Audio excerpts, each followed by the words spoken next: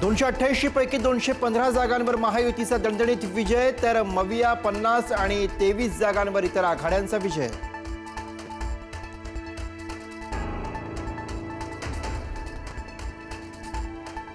राज्यात ठाकरेंची शिवसेना, शरद पवारांच्या राष्ट्रवादीचा सुपडा साफ. 120 नगरपालिकांवर भाजपचा झेंडा.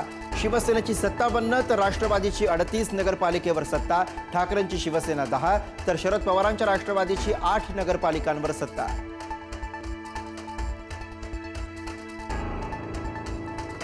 सर्वांच्या मेहनतीमुळे महायुतीला अभूतपूर्व यश. मुख्यमंत्री फडणवीसांची प्रतिक्रिया.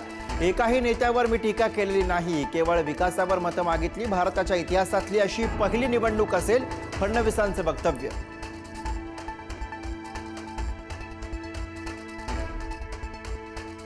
सांगोल्यात माजी आमदार शहाजी बापू पाटलांनी राखला गड. 17 पैकी 17 जागांवर बाजी. सांगोला नगराध्यक्ष पदाचे उमेदवार आनंदा माने 5550 मतांनी विजयी. सांगोल्यात शेकाप आणि भाजपला जोरदार धक्का.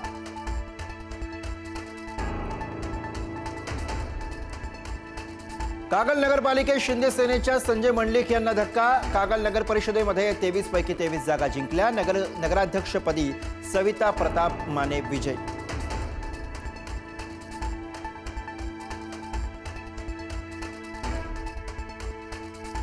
मालवणमध्ये निलेश राणेंचा भाऊ नितेश राणेंना धक्का. 20 पैकी 10 जागांवर शिंदेच्या शिवसेनेचा विजय. ठाकरेंच्या शिवसेनेचा 4 जागांवर विजय तर 1 अपक्ष विजयी.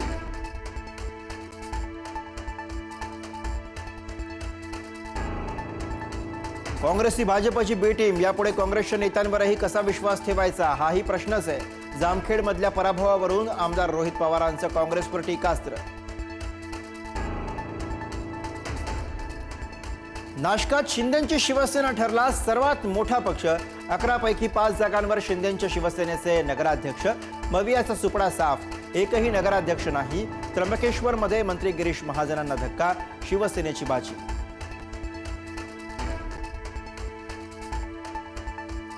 अजितदादांचं पुणे जिल्ह्यावर पुन्हा वर्चस्व कायम. पुणे जिल्ह्यात सर्वाधिक नगराध्यक्ष विजयी.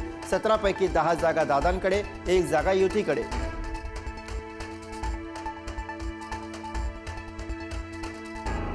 कोकणात महायुतीचा झंझावात. भास्कर जाधवांना मोठा धक्का तर रत्नागिरी सिंधुदुर्गात भाजप आणि शिंदे सेनेचं वर्चस्व.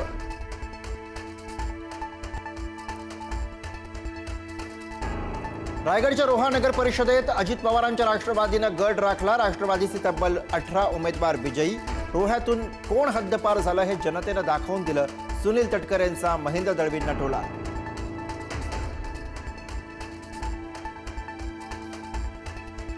निकाल लागताच श्रीवर्धनमध्ये ठाकरेंच्या शिवसेनेला धक्का. श्रीवर्धनमधील ठाकरेंच्या शिवसेनेचे विजयी नगराध्यक्ष शिंदेच्या शिवसेनेत जाणार. नगराध्यक्ष अतुल चौगुले मंत्री भरत गोगावलेंच्या उपस्थितीत शिवसेनेत प्रवेश करणार.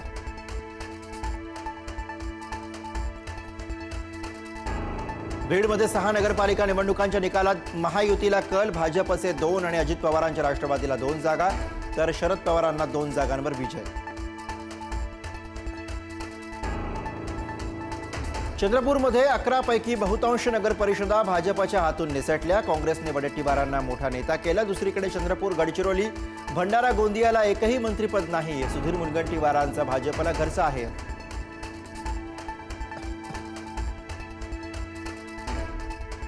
मंत्री संजय सावकारेंच्या पत्नी रजनी सावकारे नगराध्यक्ष पदाच्या निवडणुकीत पराभूत. शरद पवारांच्या राष्ट्रवादीचे खातं उघडलं. शरद पवारांच्या राष्ट्रवादीच्या उमेदवार गायत्री बंगाळे विजयी.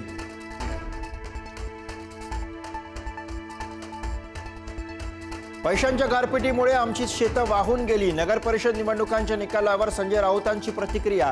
महायुतीचा विजय झाला म्हणता मग एकमेकांविरोधात लढलातच कशाला, राऊतांचा शिंदेंना सवाल.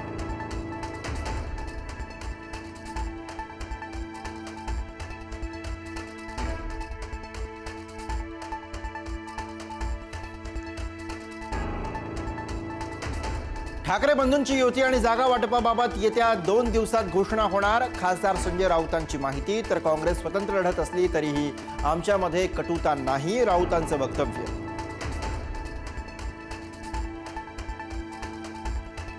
आसाममधून पंतप्रधान नरेंद्र मोदी यांचा काँग्रेसवर हल्लाबोल. काँग्रेसने आधी घुसखोरांना देशात वसवलं, आता मतदार यादी दुरुस्तीचा विरोध करत काँग्रेसचा घुसखोरांना वाचवण्याचा प्रयत्न, मोदींचा आरोप.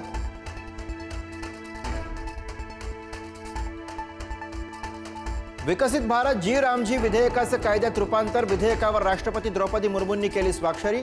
आता 125 दिवसांच्या कामाची गॅरंटी मिळणार.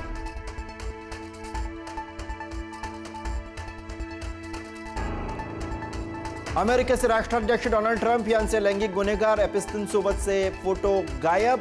एप्स्टिनशी संबंधित 16 फाईल्स न्याय विभागानं वेबसाईटवरनं हटवल्या की चर्चा. न्याय विभागाकडून अद्याप स्पष्टीकरण नाही.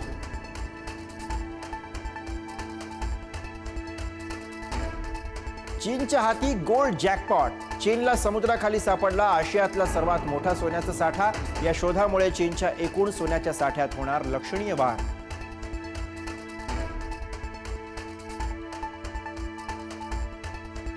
बांगलादेशातले विद्यार्थी नेते उस्मान हादी यांच्या हत्येनंतर तणाव कायम. बांगलादेश सरकारला 24 तासांचा अल्टिमेटम. मारेकरांच्या अटकेची मागणी करत विद्यार्थी नेत्यांचा अनिश्चित काळासाठी धरणं आंदोलनाचा इशारा.